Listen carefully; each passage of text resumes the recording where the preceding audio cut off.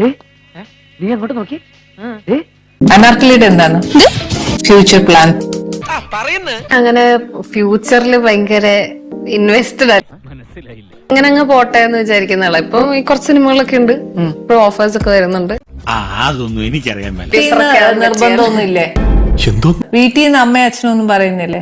ഇല്ല, അത് ഞാൻ എന്റെ ചെലവിനാ ജീവിക്കുന്നത്, അങ്ങനെയൊന്നും പറയത്തൊന്നുമില്ല.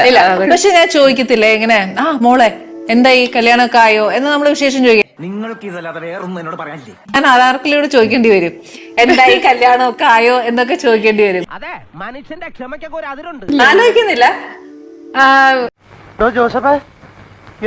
നാച്ചുറലി ഒരു അപ്പനും അമ്മയ്ക്കും പെൺകുട്ടി ഒരു പ്രായമായി കഴിയുമ്പോഴത്തേക്ക് ഉണ്ടാവുന്ന ഒരു ഇല്ല, അങ്ങനത്തെ ഒരു ടെൻഷനും രണ്ടുപേർക്കും ഇല്ല.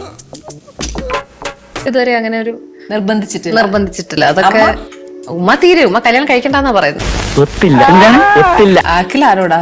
അപ്പനോടാന്ന് അമ്മയോടാന്ന്? അറിയാഞ്ഞിട്ട് നിനക്ക് ഇരിക്കപ്പുറതേ ഇല്ല അല്ലേടി കാന്താരി.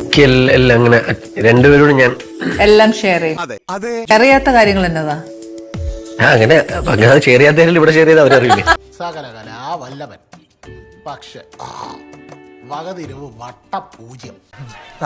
സബ്സ്ക്രൈബ് ചെയ്യാമോ? മതിയോ?